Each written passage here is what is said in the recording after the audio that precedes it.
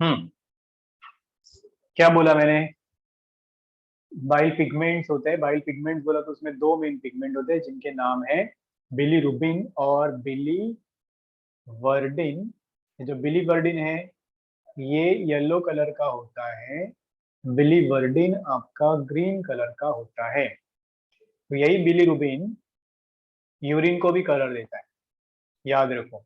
Even it gives colour to the faeces later on, बाद में। समझा सब लोगों को? हाँ बच्चों। और ये जो बाइल सॉल्ट्स हैं, ये bile salts they also help to kill the bacteria, याद रखो। ठीक है, तो इसमें बाइकार्बोनेट्स भी होगा। So it will also contain NaCO3, it will also contain cholesterol, lecithin, वो glycoproteins, all that is present in your bile juice. तो अगर ये बिलिरुबिन का कॉन्सेंट्रेशन बढ़ता है तो ये नेल्स के ब्लड वेसल्स के नीचे, आंखों के ब्लड वेसल्स में, स्किन के नीचे जमा होने लगता है। उससे येलोइंग ऑफ द स्किन हो जाता है, और वो एक डिसीज है जिसको हम लोग क्या बोलते हैं बच्चों? अगर ज्यादा बिलिरुबिन का सिक्रीशन हो गया तो इसको हम लोग बोलते हैं जॉन्डिस, काविड़, है ना, hepatitis. Do you know that? हाँ बच्चों। Yes. तो जॉन्डिस का सिम्टम्स होता है yellowing of the body parts. अपने को ये चैप्टर के एंड में वापस डिसीजेस पढ़ने हैं। So there you will learn in detail about this. चलो आगे बढ़ते हैं। Are you ready? Second Yes. Function. पहला फंक्शन हो गया सिंथेसिस ऑफ बाइल जूस। अब दूसरा फंक्शन क्या है? जो दूसरा Formation फंक्शन of है वो urea. है, हाँ वो भी है, थोड़ा इंपॉर्टेंट वाला। देखो पहले, कार्बोहाइड्रेट का मेटाबॉलिज्म में ये Metabolism. जैसे कि कार्बो glycolysis, glycogenesis और glyconeogenesis. गुड। कार्बोहाइड्रेट का मेटाबॉलिज्म में मदद करेगा। What is metabolism? Sum of all chemical reactions. तो अब इसमें तीन मेन रिएक्शंस आपको याद रखने हैं, चार। सबसे पहले ग्लाइकोजेनेसिस। जेनेसिस का मतलब हमेशा फॉर्मेशन होता है, तो यहाँ ग्लाइकोजेनेसिस का मतलब क्या होगा? Formation of what? Excess glycogen. हाँ ना, glucose into glycogen. ग्लाइकोजन बनाने का प्रोसेस है। तो ग्लाइकोजन बनेगा कैसे? ग्लूकोज से The बनेगा। help of so conversion of glucose insulin. Into glycogen को हम लोग बोलते हैं ग्लाइकोजेनेसिस। तो जब हमारा ब्लड में ज्यादा ग्लूकोज होगा तो उसको ये ग्लाइकोजन में कन्वर्ट करता है। प्रोसेस का नाम है ग्लाइकोजेनेसिस। क्लियर है बच्चों? सबको समझ में आया? Yes. आ जाओ आगे। दूसरा, अभी उसका उल्टा भी हो सकता है। अगर ब्लड में ग्लूकोज की जरूरत है तो ये ग्लाइकोजन को ब्रेक भी करेगा, तो ब्रेकडाउन को हम लोग बोलते हैं लाइसिस। तो इसको अभी क्या बोलेंगे हम लोग? Glycogenesis. ग्लाइकोजीनोलाइसिस। Genolysis. समझ में आया बच्चों? ग्लाइकोजीनोलाइसिस मतलब conversion of glycogen Glycogen into to glucose glucose. by the help of glucagon. समझा सबको? हाँ बच्चों, अंडरस्टूड दिस? ऐसे ही होता है Yes. कभी कभी। कभी कभी नॉन कार्बोहाइड्रेट्स का कन्वर्जन भी ग्लूकोज में किया जाता है, वो भी लीवर में होता है। प्रोसेस को बोलते हैं gluconeogenesis. Neogenesis. Gluconeogenesis. Genesis is formation ना, पर यहाँ पे कौन इन्वॉल्व है बच्चों? Formation of glucose or glycogen from carbohydrates, amino acids, fatty acids, और कन्वर्जन ये of non carbohydrates into glucose. समझ में आया? बिना कार्बोहाइड्रेट्स का कन्वर्जन ग्लूकोज में करने का process, for example amino acids, fatty acids, etcetera. I hope you all understood this. Carbohydrate. हो गया ये। अच्छा, नॉन और कार्बोहाइड्रेट. हाँ, नॉन कार्बोहाइड्रेट्स का कन्वर्जन कार्बोहाइड्रेट्स में। और आखिरी प्रोसेस का नाम है अभी ग्लाइकोनियोजेनेसिस। ग्लाइकोनियोजेनेसिस। सर इसमें उल्टा होगा ना उसका. ये सब ये क्या होगा? It will be formation of glycogen. Formation of glycogen किससे बनेगा ये? सर फ्रॉम नहीं, lactic break acid. Down of glycogen ना. जेनेसिस में हमेशा फॉर्मेशन होता है from lactic acid. Did you get this? समझा? जो मसल्स में लैक्टिक एसिड तैयार होता है उससे ग्लाइकोजन बनने का प्रोसेस को बोलते हैं ग्लाइकोनियोजेनेसिस। Is this clear? बोलो बच्चों, any doubt anybody? Hello, shall we Yes. Proceed? चलो फिर आगे बढ़ते हैं। दूसरा फंक्शन हो गया। अब तीसरा फंक्शन क्या है? यू नो, ये लीवर एम्ब्रियो में स्पेशली ब्लड सेल्स बनाने में मदद करता है। Haemopoiesis, are you aware of this terminology बच्चों? हीमोपोएसिस वर्ड आप लोगों ने सुना है क्या पहले कभी? बोलो। Formation of blood cells in embryo. जब तक उसमें ऑर्गन बोन्स वगैरह नहीं बनते, क्योंकि बोन में हीमोपोएसिस होता है, उसके पहले लीवर बनाएगा blood cells, RBC, WBC, platelets वगैरह। फोर्थ फंक्शन क्या है? This also acts as a storehouse of fats. Do you know this?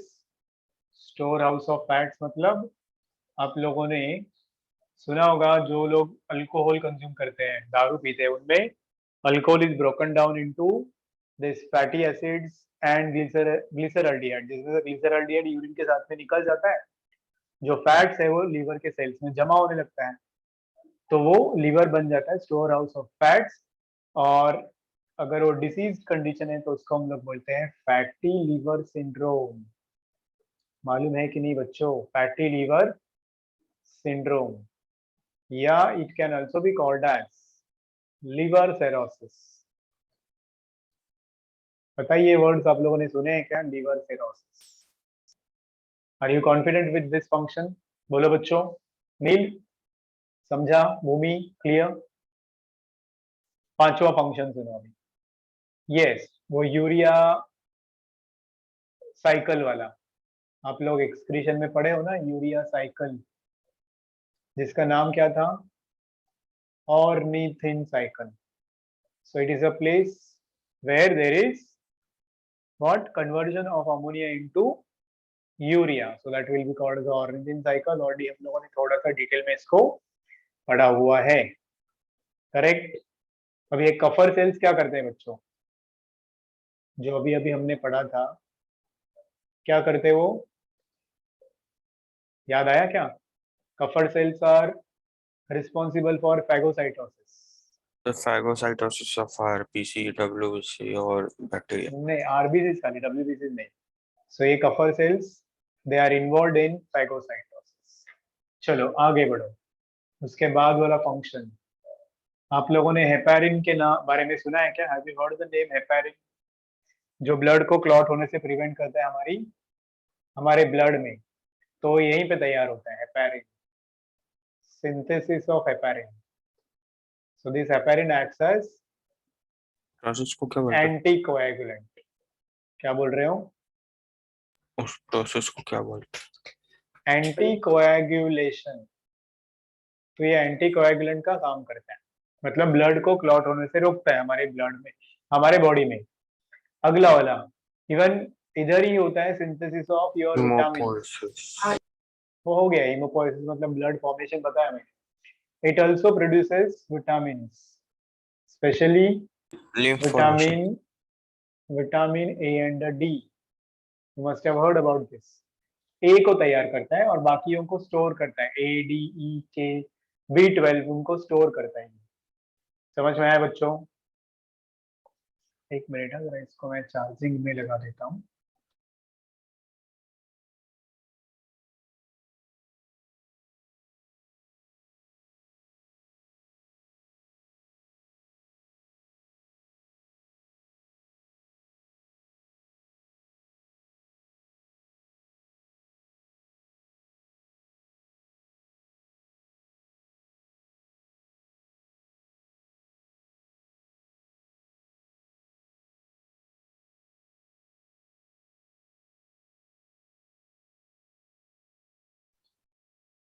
चलो, welcome back.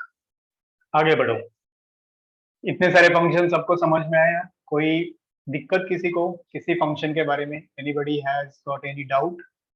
You can ask me. चलो अगला वाला फंक्शन सुनो।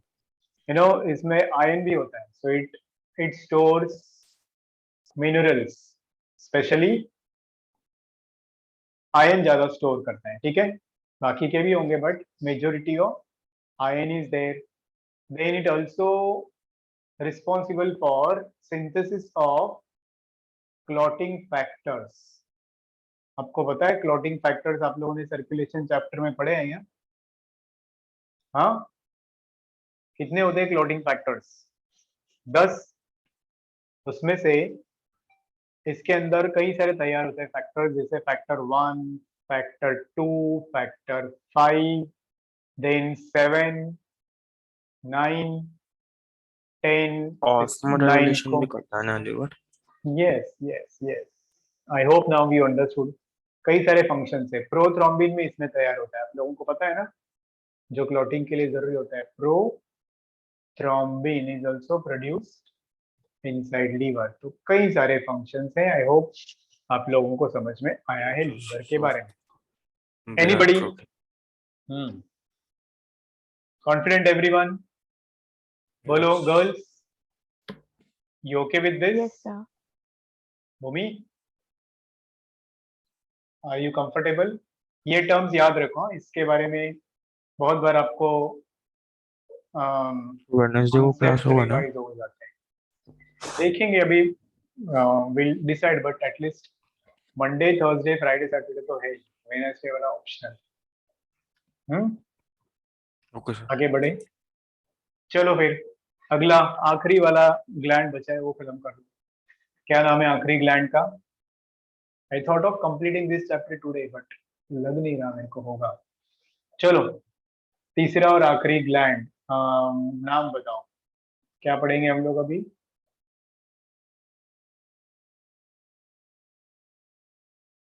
ये व्हाट इज दिस? पढ़ो बच्चों, क्या है नाम आखिरी ग्लैंड का? बोलो, हेलो, रीड द नेम बच्चों। पैनक्रिया। पैंक्रियास। तो ये हेटेरोक्राइन ग्लैंड है। हेटेरोक्राइन का मतलब क्या होता है? मिक्स्ड, जो दोनों तैयार करता है, एंजाइम्स भी और हार्मोन्स भी।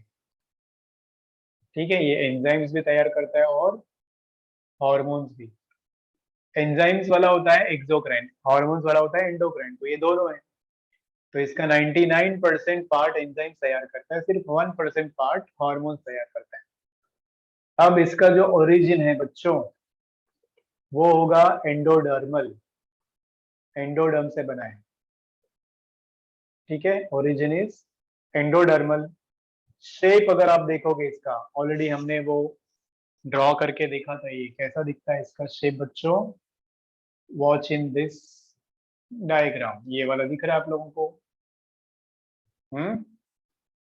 It is long, lobulated, elongated, बराबर है ना, soft gland. How is it?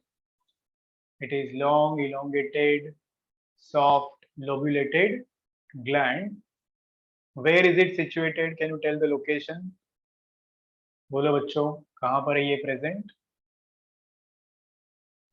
Below liver. Duodenum में ओपन होता है ना, so that also you should remember. It is located below stomach. ठीक है, and it opens into duodenum by the duct. तो क्या बोलते हैं उस डक्ट को बच्चों? पढ़े हो ना आप लोग? उसमें दो डक्ट होते हैं, एक होता है मेजर डक्ट, एक होता है माइनर डक्ट। मेजर डक्ट का नाम क्या? मेजर और minor.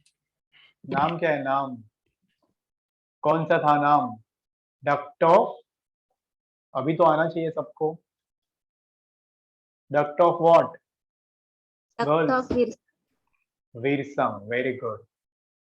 Duct of Wirsung major, duct of Santorini minor. ठीक है, तो अगर आप इसका स्ट्रक्चर देखोगे सेक्शन लेके, इंटरनल स्ट्रक्चर, तो आपको क्या दिखेगा? इसका जो एक्सोक्राइन और एंडोक्राइन ग्लैंड है ना, वो पार्ट पूरा आपको दिखेगा।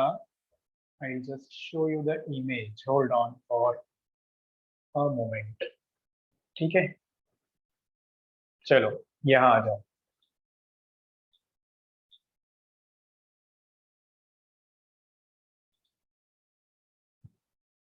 Can you see the image on your screen बच्चों? प्लीज टेल मी, है कि नहीं? दिख रहा है? बोलो बच्चों, रिस्पॉन्ड मी। यस। तो इसमें देखो, अभी ये सेक्शन है, उसका सेक्शन में हमें क्या दिखता है? बहुत सारे ऐसे फ्लावर वास के जैसे स्ट्रक्चर्स। तो ये जो फ्लावर वास के जैसा स्ट्रक्चर दिख रहा है, ये होता है exocrine part. This one, this one. तो ये एक पूरा ग्रुप जो है, इसको बोलते हैं acinus. So plural number acini. Did you get this? इसमें क्या दिखता है? एसिनी दिखता है, जो कि एक्सोक्राइन पार्ट है 99%। और इसके जो सेल्स हैं, वो वाले पिरामिड के जैसे दिखते हैं। So you all can watch the cells of the acini are like a pyramid. Okay, और यही तैयार करते हैं pancreatic juice. What they produce? Pancreatic juice. Am I clear with this? Please tell me. समझा बच्चों? तो ये यस। एक्सोक्राइन पार्ट हो गया। पैंक्रियाटिक जूस तैयार किया जाता है इधर। अब यही पैंक्रियाटिक जूस कहाँ जाएगा? पैंक्रियाटिक डक्टल्स में जाएगा। पैंक्रियाटिक डक्टल से उसका मेन डक्ट जो हम लोगों ने पढ़ा, वो duct of Wilson, duct of Santorini. उसके बाद में वो जाके स्टोर हो जाएगा गॉल ब्लैडर में। फिर गॉल ब्लैडर से सिस्टिक डक्ट, सिस्टिक डक्ट से not that, yes, bile duct के साथ में वो कंबाइन होगा, सिस्टिक डक्ट। फिर वो हेपेटोपैंक्रियाटिक एम्प्यूला, फिर स्फिंक्टर ऑफ ओडाई से it will be secreted finally into the duodenum. ठीक है, तो एक्सोक्राइन पार्ट के बारे में ये हो गया। अब अंदर देखो, ये 1% पार्ट जो है, इसको हम लोग बोलेंगे islets of Langerhans. What do you call this as? Islets of Langerhans, which is endocrine in nature. ये हार्मोन तैयार करेगा। कौन सा हार्मोन तैयार करता है ये? अब इसमें सेल्स होते हैं, आप लोगों को पता है, 3 टाइप के सेल्स। कौन से 3 टाइप के सेल्स? देखो, alpha cells, beta cells, delta sales. तो इन तीनों के अलग अलग हार्मोन सीक्रेट होते हैं, आप लोगों ने सुना होगा। अल्फा सेल्स का हार्मोन पढ़ा है ना एंडोक्राइन न्यूरल कंट्रोल चैप्टर में, आई मीन केमिकल कंट्रोल में। अल्फा सेल्स का हार्मोन ग्लूकागॉन, बीटा सेल्स का हार्मोन इंसुलिन, डेल्टा सेल्स का हार्मोन सोमैटोस्टैटिन। याद आया ये आप लोगों को बच्चों? हाँ कि ना? सोमैटोस्टैटिन, फिर इनका फंक्शंस भी आप लोग पढ़ चुके हो। दैट्स ऑल अबाउट पैंक्रियाज बच्चों। कुछ अलग याद नहीं रखना है आप लोगों को। Are you confident? Please tell me. Yes. Girls, समझा? सिर्फ वो डक्ट का नाम ही याद रखना है इसमें, और कुछ नहीं है आप लोगों को याद रखने जैसा।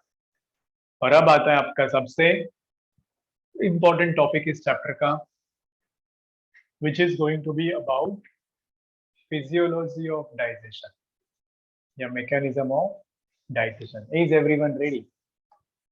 बोलो बच्चों, तैयार हैं आप लोग? यस। Yes sir. जिनको ये समझ में आया उनको पूरा चैप्टर समझ में आया। Physiology of digestion, are you ready for it? चलो फिर पढ़ते हैं। फिजियोलॉजी ऑफ डाइजेशन में,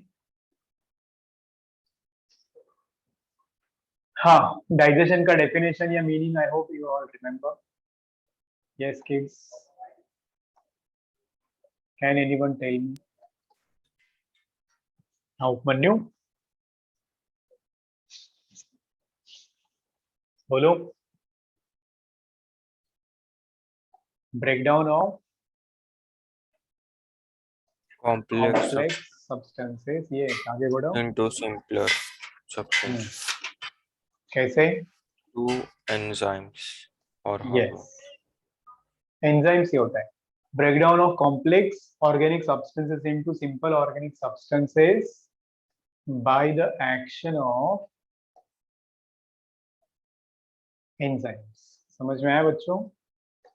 by the action of enzymes, इसको हम लोग बोलते हैं डाइजेशन। अब ये डाइजेशन सिर्फ 3 पार्ट्स में होता है बच्चों। कहाँ कहाँ होता है बताओ तो? इट अकर्स इन मैं स्मॉल इंटेस्टाइन में और लार्ज माउथ इंटेस्टाइन। कैविटी में होता है, फिर सीधा स्टमक में होता है, और स्मॉल इंटेस्टाइन में होता है। बस these are the only places where digestion occurs. बाकी कहीं पे भी नहीं होता है। इसोफेगस में डाइजेशन नहीं होगा, लार्ज इंटेस्टाइन में डाइजेशन नहीं होता, रेक्टम में डाइजेशन नहीं होता। So only these are the places where digestion will occur. ठीक है बच्चों? अब इस डाइजेशन के लिए कई सारे एंजाइम्स चाहिए होते हैं जो कहाँ कहाँ से रिलीज होंगे। Those enzymes will come from salivary gland, liver, pancreas, intestine, stomach। तो चलो एक एक पार्ट का डाइजेशन हम लोग अभी शुरू कर देते हैं। So let's begin with digestion in mouth. Mouth में क्या डाइजेशन होता है वो पढ़ते हैं अपन लोग। तो सबसे पहले इंजेशन होगा। 5 स्टेप्स आपको याद है? न्यूट्रिशन बोला तो ingestion, digestion, absorption, assimilation, egestion, 5 steps होते हैं। तो इंजेशन पहले होगा। इंजेशन में food will be taken in the mouth, then it will be masticated. Masticate करने से अब रिफ्लेक्सेस काम करने लगेंगे। मतलब हो सकता है smell of the food, sight of the food, taste of the food से आपके जो सलाइवरी ग्लैंड है वो स्टिमुलेट हो जाए सलाइवा सिक्रेट करने के लिए। है कि नहीं? हाँ बच्चों, सलाइवरी ग्लैंड रैबिट में नहीं होते, लेकिन ना वो भी एक याद रखो आप लोग। कई सारी चीजें जो रैबिट में अलग चीजें नहीं होती है। तो when you talk about this mastication, so when food is taken in the mouth cavity it is chewed and then it is masticated। अभी masticated food जब saliva के साथ में मिक्स होगा तो एक सॉलिड बॉल लाइक स्ट्रक्चर बनेगा, उसको हम लोग बोलते हैं बोलस। एम आई क्लियर बच्चों? बोलस क्या होता है? Solid ball like structure. ठीक है? तो ये स्टिमुलेट करता है सलाइवा को to secrete its own secretion. हमने ऑलरेडी पढ़ा है सलाइवा में लाइसोजाइम एंजाइम होता है।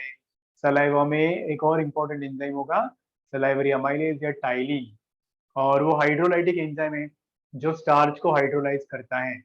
पूरे स्टार्च में से 30% स्टार्च माउथ कैविटी में डाइजेस्ट होता है, याद रखो। 30% of total starch is digested in the mouth cavity. Am I clear? With the help of salivary amylase enzyme. Is this clear? फिर Yes. सलाइवा में कुछ इलेक्ट्रोलाइट्स भी होते हैं, हमने सुना था। Sodium ions, potassium ions, chloride ions, HCO3 bicarbonates होता है। थायोसाइनेट नाम का एक और इलेक्ट्रोलाइट होता है जो बैक्टेरिसाइडल काम करता है। क्या होता है? थायोसाइनेट नाम का इलेक्ट्रोलाइट जो कैसे होता है? एंटी बैक्टीरियल, ये बैक्टीरिया को मारता है। प्लस आपके बाकी के एंजाइम्स जो आप लोगों ने ऑलरेडी सुने हुए हैं। सलाइवा का पीएच कितना बताया था? पीएच कितना बताया था माउथ कैविटी में काम करता है बच्चों? 6.8। अब रिएक्शन सुनो, ऐसे 15-16 रिएक्शन आपको याद रखने। पहले माउथ वाला रिएक्शन सुनो। स्टार्च का कन्वर्शन किसमें होगा बच्चों? There will be conversion of starch into, किसमें कन्वर्जन होगा स्टार्च का बच्चों? बोलो, पढ़ा है 10th स्टैंडर्ड में आप लोगों ने ये? माल्टोज प्लस डेक्सट्रीन, ये नाम नया है आप लोगों के लिए, डेक्सट्रीन और माल्टोज आप लोगों ने ऑलरेडी सुना है। भाग गए लोग। चलो आगे सुनो। Bhumi, are you understanding this? Enzyme का नाम बताओ मेरे को, क्या लिखूं मैं इधर एंजाइम का नाम? भूमि? salivary amylase और टाइलिन। पीएच कितना बोला मैंने? 6.8। Done with this? हो गया। अब ये फूड एक सॉलिड बॉल में कन्वर्ट हो गया जिसको हम लोगों ने नाम दिया है बोलस। अब ये बोलस आगे पुश हो जाएगा, है ना? It will B swallowed. अब वो स्वेलो करने के प्रोसेस को कुछ हम लोग बोलते हैं, एनीबडी नोज अ नेम और a term for that? Swallowing के लिए क्या टर्म यूज करते हो आप लोग? स्वेलोइंग, और you can call it as deglutition. नाम याद रखो, है ना? when you will ask your mom, you should not say I swallowed the food, you should I degluted the food। ठीक है, swallowing होगा। अब ये जाएगा इसोफेगस में। इसोफेगस में कोई भी डाइजेशन नहीं होता है बच्चों, सिर्फ क्या होगा इसोफेगस में, बताओ मुझे? पेरिस्टाल्सिस होगा। याद आया? बोलो बच्चों। Food will move down because of what? Rhythmic contraction and relaxation of muscles. Process का नाम है पेरिस्टाल्सिस। और ये पेरिस्टाल्सिस सबसे ज्यादा कहाँ होता है, सबसे कम कहाँ होता है? मैंने बताया था, किसी को याद है क्या? Maximum peristalsis occurs in small intestine, minimum occurs in rectum। याद रखो ये। समझ में आया? बोलो बच्चों, are you comfortable? Come on tell me. अब इसोफेगस के बाद वाला पार्ट कौन सा है? There will be stomach. अब जैसे ही फूड स्टमक में पहुंचेगा तो क्या होगा? स्टमक में हमने गैस्ट्रिक ग्लैंड्स के बारे में सुना था, वो गैस्ट्रिक ग्लैंड्स में जी सेल्स होते हैं सबसे नीचे, वो जी सेल्स स्टिमुलेट हो जाते हैं। क्या होगा स्टमक में? जी सेल स्टिमुलेट हो जाते हैं और एक हार्मोन सिक्रेट करते हैं गैस्ट्रिन नाम का। और ये गैस्ट्रिन हार्मोन क्या करता है? It stimulates secretion of gastric juice. इस हार्मोन की वजह से गैस्ट्रिक जूस का सिक्रीशन स्टिमुलेट हो जाता है। प्लस इसके अलावा there are 2 or 3 more things, like it includes optic reflex। Gastric juice के लिए रिस्पॉन्सिबल होता है ऑप्टिक रिफ्लेक्स, मतलब जब हम लोग फूड को देखते हैं तो ऑटोमेटिकली गैस्ट्रिक जूस सिक्रेट होता है। ठीक है, मुंह में पानी आता है, वैसे ही हमारे स्टमक में भी पानी आता है, वो HCl तैयार होता है। फिर वो food when it will fall down, जब वो पटकेगा आपके वॉल पे स्टमक के, तो उसको बोलते हैं स्ट्राइक रिफ्लेक्स, उससे भी वो गैस्ट्रिक जूस सिक्रेट करता है। एंड देन जब वो फूड वहां पे पहुंचेगा, वो ऐसे मूव करने लगेगा, रोटेट करने लगेगा, मतलब वो पेरिस्टाल्सिस होएगा उधर। पेरिस्टाल्सिस से भी ये सिक्रेट होता है आपका gastric juice. Did you gate? Different peristaltic reflex, all they are responsible for secretion of gastric juice। did you understand this बच्चों? Please tell me. सेल्स के नाम आप लोग ऑलरेडी पढ़ चुके हो गया। ये वाला एक सेल स्टमक का, गैस्ट्रिक सेल्स क्या बोलते हैं उसको हम लोग? Gastric gland. हम लोगों ने ऑलरेडी पढ़ा है, वाई शेप के जैसा। इन एडिशन टू दिस आप लोगों ने कुछ जूसेस के बारे में सुना है। हम लोग जब खाना खाने जाते हैं तो हम लोग स्टार्टर लेते हैं ना, तो उससे भूख और बढ़ती है। तो अगर हम लोग स्टार्टर में सूप लेते हैं तो उससे भूख बढ़ती है अपनी। या you also can say alcohol, कुछ लोग खाना खाने से पहले शराब पीते हैं। Some people feel hungry after consuming coffee. समझ में आया? Histamine is also responsible for stimulating hunger. तो ये सब ड्रिंक्स को स्पेशली हम लोग एक नाम से जानेंगे, will call it as appetite drinks. What will you call it as? Appetite drinks, because you feel hungry after consuming this appetite drinks। am I clear? please tell बच्चों, am I clear? बोलो बच्चों। Apatite drink या juices है ये सब। अब इसमें होता क्या क्या है बताओ मुझे? गैस्ट्रिक जूस में किस चीज का बना हुआ है ये गैस्ट्रिक जूस? सुन रहे हैं क्या सब लोग? धीरे धीरे धीरे धीरे गायब हो रहे हैं एक एक एक, एक। और यही मेन कंपटीशन है, जो सब समझेगा लास्ट तक टिकेगा, उसी को मार्क्स मिलेंगे। ही विल ओनली और she will only be the doctor. Otherwise give up करने वाले कितने बच्चे हैं? तो इसमें क्या होगा बच्चों? मेजोरिटी तो वाटर ही होता है, ऑलमोस्ट 99.5% वाटर ही है। इसके अलावा हाइड्रोक्लोरिक एसिड होगा 0.2 टू 0.3%।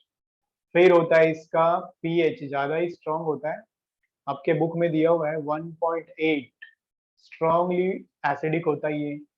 फिर बाकी के सब्सटेंसेस होंगे इसमें, अदर सब्सटेंसेस में इसमें होता है म्यूकस, आप लोगों ने लास्ट ईयर पढ़ा था, ये स्टमक के इनर वॉल को प्रोटेक्ट करता है from the action of this HCl, तो इसीलिए ये जरूरी होता है। फिर इसके अंदर होंगे एंजाइम्स, अलग अलग एंजाइम्स, बेसिकली 3 एंजाइम होते हैं जिनके नाम आपको याद रखने हैं। कौन से 3 एंजाइम्स? पेप्सिनोजन, पेप्सिनोजन होता है, प्रोरेनिन होता है, और लाइपेजेस होते हैं, जो लिपिड्स को ब्रेक करते हैं वो लाइपेजेस। क्लियर है बच्चों क्या क्या होता है गैस्ट्रिक जूस में, क्या क्या होता है, समझ में आया सबको? Come on girls, tell me. Bhumi, understood this? Bhumi, okay, comfortable? Aashna, MK, बोलो। Yes sir. चलो फिर आ जाओ अभी डाइजेशन पे।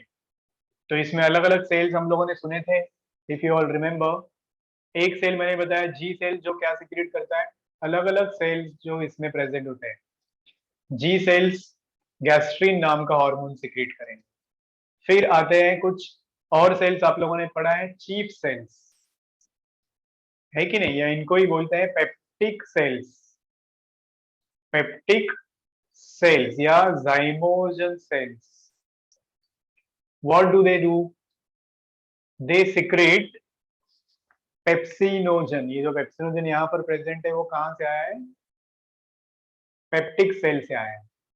Same way there are oxyntic cells, if you remember, oxyntic cells, या इनको ही हम लोग क्या बोलते हैं? Parietal cells. ये क्या सिक्रेट करते हैं? तो they will secrete your concentrated HCl and one more thing, Castle's intrinsic factor. ऐसा कुछ पढ़ा है आप लोगों ने बच्चों? हाँ बच्चों, टेल मी, क्या सिक्रेट करते हैं ये? कॉन्सेंट्रेटेड HCl और कैसल्स इंट्रिंसिक फैक्टर। अब ये इसका यूज क्या है कैसल्स इंट्रिंसिक फैक्टर का? ये मदद करता है एब्जॉर्प्शन ऑफ विटामिन B12। याद आया? अगर ये फैक्टर नहीं होगा तो डेफिशिएंसी होगा विटामिन B12 का, और एक डिजीज होगा जिसको हम लोग बोलते हैं पर्निशियस एनीमिया। ये सब हम लोग पढ़ चुके हैं। आखिरी सेल्स इसमें कौन से होते हैं? Mucus neck cells. What they will do? They will secrete mucus, और ये म्यूकस क्या करेगा? It will act as lubricant. It will also protect stomach का inner wall from the action of hydrochloric acid. ये चीजें समझ में आई आपको बच्चों? प्लीज टेल मी, हाँ कि ना? अब देखो डाइजेशन में क्या होगा, what will happen in the digestion. तो डाइजेशन में है सबसे पहले ये जो पेप्सिनोजन है, ये क्या करेगा? इनएक्टिव होता है ये पेप्सिनोजन, तो पेप्सिन बन जाएगा। तो pepsinogen is converted into pepsin by the help of hydrochloric acid. Did you get the difference? ये अपने 10th में पढ़ा हुआ था। इनएक्टिव पेप्सिनोजन बन जाएगा active pepsin by the help of hydrochloric acid. PH होगा 1.8। Is this clear everyone? Please tell me. Bhumi, followed और नॉट? आशना बोलो, क्लियर है ये? अब आगे बढ़ो, चलो आगे बढ़ो। अब ये पेप्सिन का काम क्या है? पेप्सिन ब्रेक करता है प्रोटीन्स को छोटे प्रोटीन के चेन में। So now these proteins are broken down into peptones and proteoses. Proteins किस में ब्रेक किया जाता है? पेप्टोन्स में और प्रोटियोसिस में। कौन करेगा ये? प्रोटियोसिस में कौन करेगा ये? This will be the job of pepsin. Is this clear? वापस से 1.8 पीएच में हो रहा है, एसिडिक पीएच में हो रहा है। समझा क्या पेप्सिन का फंक्शन क्या क्या होता है बच्चों? इजी है। अब आगे सुनो। अब ऐसे ही होता है प्रोरेनिन, मतलब प्रोरेनिन नाम का एक सोल्यूबल प्रोटीन होता है। अब ये प्रोरेनिन बन जाता है रेनिन। क्या बन जाता है बच्चों? Prorenin becomes renin. और ये जो इनएक्टिव प्रोरेनिन होता है, या इनएक्टिव बोल दो इसको, इनएक्टिव प्रोरेनिन बन जाता है active renin, again with the help of HCl। HCl की मदद से ये रेनिन, या उसको काइमोसिन भी बोला जाता है। रेनिन का एक और नाम आप लोगों को शायद से मिलेगा देखने को, काइमोसिन। और अब ये रेनिन का काम क्या है? सेम 1.8 पीएच में ये भी हो रहा है। अब ये रेनिन का काम क्या होता है? इट्स वेरी इंपॉर्टेंट बच्चों, आप लोगों ने शायद सुना होगा। Renin helps in conversion of casein नाम का मिल्क प्रोटीन है, इस केसिन को पैराकेसिन में कन्वर्ट करता है। सुना है आप लोगों ने? This is new for you. Para casein में कन्वर्ट किया जाता है। कौन कर रहा है ये? रेनिन। Are you understanding? सब सीक्वेंस में बता रहा हूं मैं। I am telling you this in the sequence. Renin क्या करेगा? कन्वर्ट करेगा केसिन को पैराकेसिन में। केसिन सोल्यूबल होता है, पैराकेसिन इनसोल्यूबल होता है, मतलब कर्ड है। इसी प्रोसेस को हम लोग बोलते हैं कर्डलिंग ऑफ मिल्क। ये क्या हो गया अभी? कर्डलिंग हो गया, मतलब मिल्क का कन्वर्शन कर्ड में हो गया। Is this clear to you people? Please tell me बच्चों, क्या आपको ये चीजें समझ में? और इसका स्पेशलिटी कि ये सिर्फ छोटे बच्चों में ही होता है conversion. This conversion occurs in children, उनमें ये वाला एंजाइम काम करता है, हम लोगों में नहीं करता ये काम। एडल्ट्स में ये वाला कन्वर्शन नहीं होता है केसिन का पैराकेसिन में, कोई और कर्डलिंग में मदद करता है। ठीक है, ये चीजें समझ में आई आप लोगों को? Please tell me, are you all confident with this? हाँ ना, कुछ तो बोलो बच्चों। हाँ, कम ऑन Yes, sir. गर्ल्स। चलो, बहुत पढ़ लिया आप लोगों ने। अभी अगला वाला टॉपिक खत्म नहीं होगा, 1 ही मिनट बचा हुआ है। That will be digestion in small intestine. हमने अभी स्टमक वाला और माउथ वाला डाइजेशन पढ़ लिया, अभी इंटेस्टाइन का बचा हुआ है वो वाला digestion. And then last part of this chapter बचेगा कुछ डिसऑर्डर्स। तो will need one more lecture to finish this chapter. पढ़ लेंगे अगले क्लास में। Be regular and sincere. ठीक है बच्चों, दैट्स ऑल फॉर